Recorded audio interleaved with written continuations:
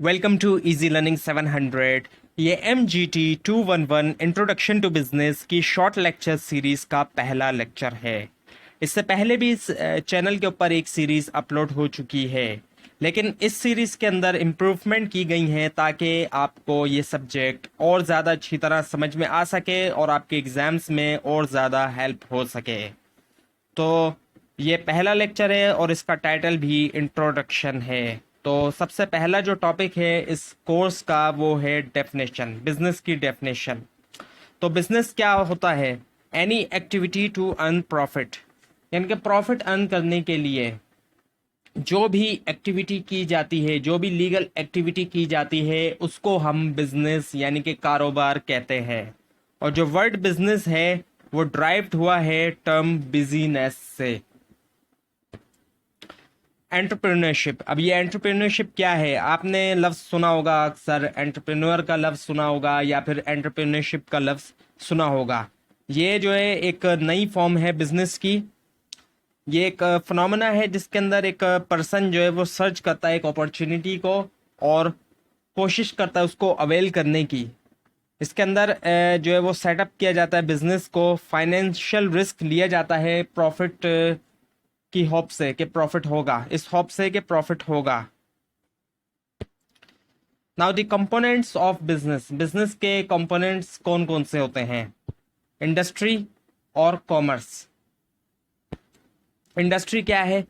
Industry जो है conversion है रॉ मटेरियल की इनटू फिनिश गुड्स, यानी रॉ मटेरियल से फिनिश गुड्स बना दिए जाएं। जैसे लोहे से गाड़ी बना दी जाए तो लोहा कन्वर्ट हुआ और उसकी जो है वो उससे क्या बन गया? गाड़ी बन गई। And this is a form utility, क्योंकि इससे क्या हो रहा है? फॉर्म चेंज हो रही है तो उससे यूटिलिटी के अंदर इजाफा हो रहा है। अब लोहे की इतनी वैल्यू नहीं है, लेकिन जब वो गाड़ी बन गया तो उसकी वैल्यू कई गुना बढ़ जाती है। Now the types of industry, अब इंडस्ट्री की भी टाइप्स हैं, प्राइमरी और सेकेंडरी इंडस्ट्री है। और प्राइमरी इंडस्ट्री की भी दो दो टाइप्स हैं। एक्सट्रैक्टिव इंडस्ट्री है जिसके अंदर एक्सट्रैक्शन की जाती है अंडरग्राउंड रिसोर्सेस की, जमीन के नीचे से जो है जैसे तेल निकाला जाता है, तो ये जो इंडस्ट्री होती है तेल निकालने वाली, ये एक्सट्रैक्टिव इंडस्ट्री होती है। इसके अलावा जेनेटिक इंडस्ट्री होती है जहाँ पे जीन्स जो है वो चेंज किए जाते हैं, जैसे पोल्ट्री फॉर्म है, एग्रीकल्चर के अंदर भी होता है। इसके अलावा एनिमल फॉर्म है या फिशरी वगैरह है, तो वो जेनेटिक इंडस्ट्रीज होती हैं। फिर है सेकेंडरी इंडस्ट्री, जो दूसरी टाइप है इंडस्ट्री की, और इसके अंदर तीन टाइप्स आ जाती हैं इंडस्ट्री की। एक तो कंस्ट्रक्शन है। कंस्ट्रक्शन आपने हो सकता है अपने इलाके में भी देखी हो या आपका कभी घर भी बना हो सकता है। तो कंस्ट्रक्शन के अंदर जो भी कंस्ट्रक्शन होती है, चाहे किसी घर की हो, बिल्डिंग्स की हो, रोड्स की हो, ब्रिजेस की हो, किसी ऑफिस की हो, तो वो कंस्ट्रक्शन इंडस्ट्री के अंदर आ जाती है। उसके बाद है मैन्युफैक्चरिंग।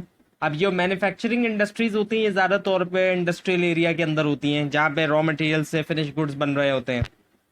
और उसके बाद है फिर सर्विस इंडस्ट्रीज। सर्विस इंडस्ट्री के अंदर कोई भी टेंजिबल प्रोडक्ट नहीं होती शामिल, एक ऐसी प्रोडक्ट शामिल नहीं होती जिसको हम बकायदा देख सकें या टच कर सकें, बल्कि इनटेंजिबल प्रोडक्ट होती है ये सर्विसेज जो होती हैं। जैसे बैंकिंग है, अब बैंक जो सर्विस प्रोवाइड कर रहा है जारी बात है उसको हम देख तो नहीं सकते। इसी तरह कंसल्टेंसी की सर्विस होती है, एजुकेशनल कंसल्टेंसी भी होती है और बहुत सी दूसरी कंसल्टेंसी सर्विसेज होती हैं। अकाउंटेंट जो होते हैं कंपनी के अंदर हिसाब किताब करने वाले, अब वो कोई उनके पास कोई प्रोडक्ट तो मौजूद नहीं है, लेकिन वो अपनी सर्विसेज सेल कर रहे हैं एक तरह से। इसके अलावा लॉयर्स हैं, लॉयर भी अपनी सर्विस सेल कर रहा है। इंटीरियर डेकोरेटर है, डिजाइनर है, म्यूजिक कंपोजर है, ये सारे लोग जो है जितने भी सर्विस प्रोवाइडर होते हैं ये सर्विस इंडस्ट्री के अंदर आते हैं। Now the commerce. कॉमर्स क्या है? कॉमर्स के अंदर तमाम वो एक्टिविटीज आती हैं जो स्टार्ट होती हैं वेयर हाउस से, मैन्युफैक्चरर के वेयर हाउस से लेकर बायर तक, तो वो तमाम एक्टिविटीज कॉमर्स के अंदर आ जाती हैं। Now the types of commerce, अब दो टाइप्स हैं कॉमर्स की। एक तो ट्रेड है, उसका मतलब होता है बाइंग एंड सेलिंग, जिसको हम तिजारत भी कहते हैं, खरीदो फरोख्त। और दूसरा है aid to trade. Aid to trade के अंदर तमाम वो इंस्टीट्यूट आ जाते हैं, तमाम वो इदारे जो असिस्ट करते हैं और सपोर्ट करते हैं ट्रेडिंग प्रोसेस को। जो ट्रेडिंग प्रोसेस है, तिजारत का जो ये प्रोसेस है, उसको असिस्ट और सपोर्ट कर रहे होते हैं। Now the factors of production, अब ये फैक्टर्स ऑफ प्रोडक्शन इकोनॉमिक्स के अंदर आने वाला काफ़ी कॉमन टॉपिक होता है ये। अगर आपने इकोनॉमिक्स पढ़ी है तो आपको काफ़ी इजीली ये समझ में आ जाएगा, लेकिन अगर इकोनॉमिक्स नहीं पढ़ी है तो आपको थोड़ा फोकस करना होगा यहाँ पे। तो लेबर, यहाँ पे जो पहला फैक्टर ऑफ प्रोडक्शन दिया गया है वो है लेबर। लेबर कौन लोग होते हैं? जो ऑर्गेनाइजेशन में काम करने वाले जो लोग होते हैं उनको लेबर कहा जाता है। और कैपिटल से मुराद होता है वो अमाउंट जो इन्वेस्ट करता है इन्वेस्टर बिजनेस के अंदर। इन्वेस्टर ने जो अमाउंट बिजनेस के अंदर इन्वेस्ट किया होता है उसको कैपिटल कहते हैं। और एंटरप्रेन्योरशिप, अब एंटरप्रेन्योरशिप से मुराद होता है जो एबिलिटी होती है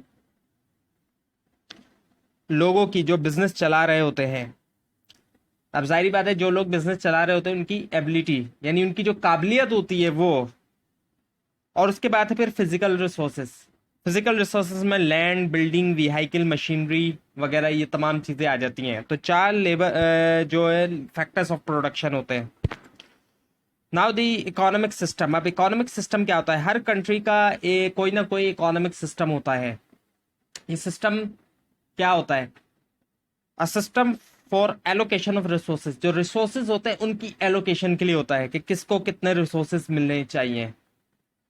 अब रिसोर्सेज जहाँ किसी भी कंट्री के अंदर लिमिटेड होते हैं, अनलिमिटेड रिसोर्सेज नहीं होते हैं। ये एक अलग बात है कि रिसोर्सेज को बढ़ाया जा सकता है, लेकिन कभी भी किसी भी कंट्री के अंदर अनलिमिटेड रिसोर्सेज नहीं होते, हमेशा लिमिटेड रिसोर्सेज होते हैं। तो इसीलिए कंट्री के अंदर जो इकोनॉमिक सिस्टम होता है उस सिस्टम के जरिए रिसोर्सेज को एलोकेट किया जाता है, मुख्तस किया जाता है। अगर इकोनॉमिक सिस्टम अच्छा होगा, अच्छी तरीके से काम कर रहा होगा, तो वहाँ के जो लोग होंगे उनके पास रिसोर्सेज मौजूद होंगे, वहाँ के लोग अमीर होंगे।